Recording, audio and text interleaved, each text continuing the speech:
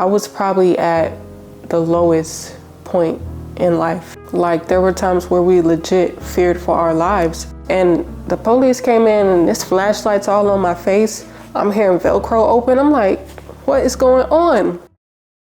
Welcome to episode 7 of Becoming Her with God. I'm not gonna lie to you, today we're gonna get a little bit deep because I was talking to my husband and he was like, you know, you've been through some things in life, and I really feel like by you sharing some of those experiences, it could really help other people who may be feeling hopeless or who may be going through some of those things themselves. And I was like, you know what? I think you're right. Naturally, I'm a pretty private person, but there are some things that I don't mind sharing because I know that it really could help somebody out. And I believe that we're in this earth, a huge reason why we're in this earth, it is to help each other out. It's to help better somebody else's life. It's not all about me, me, me. So with that being said, let's get into it. So in 2020, all the way, I would say up until the beginning of 2021, I was probably at the lowest point in life, and I'm still pretty young, but I'm praying that was the lowest that I'll ever feel. But I was going through a lot. At that time, I was a senior in high school, and as we all know, the year 2020 was also the year that COVID happened. And I understand that it was just a really hard time for a lot of people. Obviously, we were locked in, we were on quarantine, you know, couldn't do anything. Everything was shut down. There was just a lot going on. But at that time, for me, before the pandemic happened, I was taking 3 buses to get to school and 3 buses to get back home. And I did not live in the area of my school. I was going to a school that had a better education system than the schools around where I was living. And my mom, she intentionally placed my siblings and I in schools like that because she wanted us to have good education. And unfortunately, the area that we could afford to live in, they just didn't have the best education system set up. So that's why we would always be going to schools that was further out from where we were living. And my mother, she did not have a vehicle at that time, so she was not able to bring us to school. And being that we were open enrollment students, we also were not able to drive the school bus. We had to take the city bus to get to school. And being that I had to take 3 buses, it was a lot. It was a whole lot. And there were a lot of times where I would get followed home. A lot of scary situations that took place. But I genuinely believe that God was with me each and every one of those times. And I look back at that stuff and I still just thank God because it was Him. It really was God that was keeping me protected. But at that time, we were also going through things at home, you know, amongst family. We were also experiencing threats from a neighbor that lived across the street from us. We ended up finding out that he was dealing with some mental issues. And I'm not saying that to be funny. I'm serious. He was dealing with some mental issues. And it got to the point where he would come. He lived across the street with his parents. His parents were older and they owned the house they were living in. But he would come to visit them, I guess. And he would come from across the street over to where we lived. And he would be pulling weapons out on us. Like, there were times where we legit feared for our lives because he just was not right mentally. And the way we found that out is, well, obviously we kind of could tell. But then there were times where we had to call the police on him because he was a threat to us, and they ended up telling us what was really going on. And so it was just a lot. And then it did not help at that time that I was holding on to someone relationship wise who I felt God was telling me to let go of a long time ago. And no tea, no shade, but it's the truth of the matter is that person was not for me. But I was trying so hard to make it work, and it did not help everything that was going on. And I remember my guidance counselor from high school, he called me into his office and he was like, how are your grades this good? Because you've missed 1/3 of the school year. And I just started crying. And I was like, I don't know. Genuinely, I didn't know because I was missing a lot of school. It sucked having to take all those buses to get to school and just to get back home, just to get an education. It just was a lot. And then my mother, she's a very compassionate, caring person. And there were 2 separate occasions where there was someone who needed somewhere to live. 2 different people on 2 different occasions. They needed somewhere to live. And my mom, being the person that she is, having the heart that she is, she allowed them to stay with us. But it just felt like it made our lives worse, as if we didn't already have our own problems. Those people, you know how they say you can't let just anybody in your house? It's true. because when those people moved into our home, they didn't just bring themselves. They brought their problem, their messiness, their drama, everything else came with them. And it kind of separated us and our family, and it just caused so much drama, just more stuff added onto what we were already going through. I mean, there was times where police was getting called, police were in and out of our house. I remember one time I was asleep in the living room and the police came in and this flashlight's all on my face. I'm hearing Velcro open. I'm like, what is going on? It was just a lot. And I know during 2020, a lot of people suffered a lot of loss during that time, whether it was business-wise, losing loved ones, just a lot was going on around that time. And my heart really goes out for those people. But for me, 2020, when the pandemic happened, it meant that I no longer had to take those 3 buses to get to school and to get home because school was now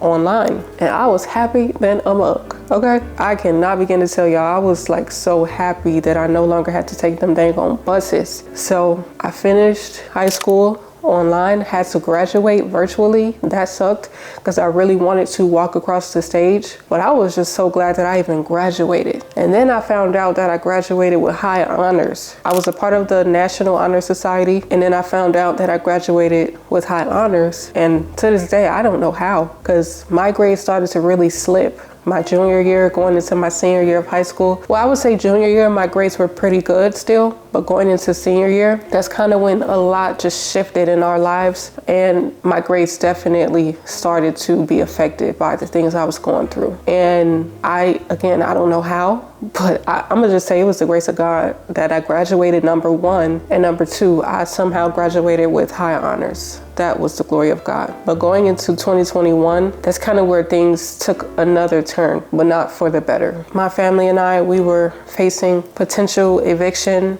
and my mental health just was not in a good place. And again, I'm still trying to make this person fit into my life who I know I need to let go of. And I feel God telling me, let it go. And I'm still trying to make it work. And it just made my life harder than it had to be. And I remember one day, this is a bit of a trigger warning. I do want to say that what I'm about to say, it's a bit of a trigger warning. So I just want to say that in case anybody is watching and they're sensitive to things that I'm about to say. But I remember one day, I just felt fed up. I felt tired. I felt hopeless. That was the biggest thing that I felt that kind of drove me to feel what I'm about to say. But I didn't even want to be on the earth anymore. I felt like there was no purpose for me. I was asking questions like, is this all that life has to offer? Like, there has to be more. But I feel like the enemy was in my head telling me, you'll never be nothing. This is what your life is going to entail. Working, being miserable, always going through it. Y'all know how that could be. The enemy was just spewing all these lies in my mind, and I was feeding into it. Unfortunately, I was not even talking to God. I was kind of ignoring God, and I was just listening to these lies. And I remember I'm in the bathroom just crying, you know, contemplating not wanting to be on the earth anymore. And I ended up texting my mom, and I said, Ma, this is how I feel. I feel like this. I said, I feel like throwing in the towel. And she's all emotional. She's like, please don't, you know. She comes home. So she tells me I'm coming home. I'm on my way home. She comes home. She prays for me. She gathers my siblings. They all pray for me. And it's like from that day on, I felt like a burden had lifted off of me. I didn't feel heavy anymore. It almost felt like God gave me a clean slate. And let me also add that I decided to let go of that person who I was holding on to. And after I did that, it's like God said, okay, you're going to give this up to me. Okay, now I can take the wheel. Now I could take over. You know, we always say that saying, Jesus, take the wheel. But Jesus taking the wheel means you have to let go. It means you don't have control anymore. It means that you don't know what's on the other side of your obedience. You're just being obedient. And so me saying Jesus take the wheel meant that I had to let go of what I was holding on to. And when I did that, that was when God really said, okay, now we can get somewhere, because now I know that you trust me because you did this even though you didn't know what was on the other side. And so my mom, she was actually getting ready to go to a training that she had for work because she was getting ready to start a new manager position for this company. And keep in mind, we're living in Wisconsin at the time.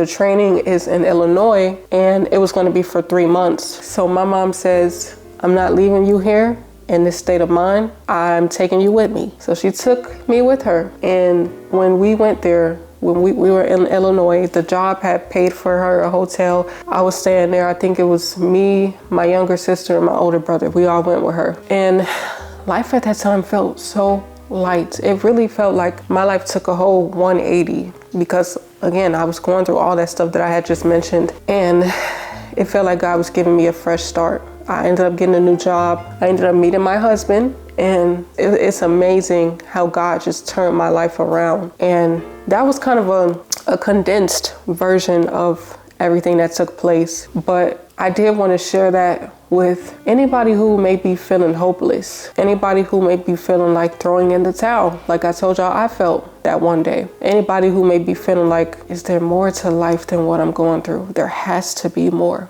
I want to let you know, not because it sounds cute, but because I have experienced it myself. I'm still experiencing it myself. My life is not perfect, but I have come a long way. And it's not because of anything I could have done. It's because God does have a plan for you. I know your circumstances may feel heavy right now. You probably feel like my circumstances right now are blinding me from seeing hope for the future. Trust me, I get it. I was there. But it's something about enduring and trusting God. There's a reason why God talks about endurance so much in the Bible. It's those who endure to the end that will see the light, essentially, at the end of the tunnel. You cannot let your circumstances make you think that God doesn't have a plan for you. And I understand that that's easier said than done, but it's not impossible to be done. It's important that you focus on truth and not the lies. Like I told y'all, I was ignoring God and I was so focused on those lies. You're never going to be anything more than this. This is all that life has to offer. Your life is over. Those are lies. You have to focus on God and His word. He says, for I know the plans I have for you, plans to prosper you. God is not a liar. He wouldn't say it if He didn't mean it. So I just pray that this video could serve as a reminder to keep the faith, to keep hope. Trust me, I know how heavy life can get, but God, He's on your side. He sees everything you're going through. Have a conversation with the Lord. Pray, worship God, put on some worship music, talk to God. Get out everything that you have in your brain, write, journal, whatever you gotta do. Find you a sermon on YouTube to watch, something that'll encourage you, something that'll motivate you, something that'll keep you going when you don't want to keep going, because I know what it feels like to feel very low and at your lowest in life. But there really is more to life than what you're experiencing now. I just want to speak that life into you. And if you have to rewatch this video, because I am telling you now, it's so much more to life than what you may be thinking right now. But I know that this episode was a little bit heavier. I just felt the need to just spread hope on today. Again, I know how heavy life can get. So if this video resonated with you, feel free to give it a like. Feel free to comment. Let me know something that God brought you from. If you want to just leave an encouraging word for anybody else who may be watching, whatever you feel on your heart to do. I just appreciate y'all for even making it up until this part of the video. I can't wait to see y'all in next week's episode of Becoming Her with God. It's crazy to think that next week will make 2 months of this series. And thank you so much for everybody who's tuning in, whether you're a new subscriber or a new viewer, or you've been already tuning in. I just want to say thank y'all. Shout out to y'all, for real. See y'all the next week of Becoming Her with God. Peace, love, and blessings. Mwah.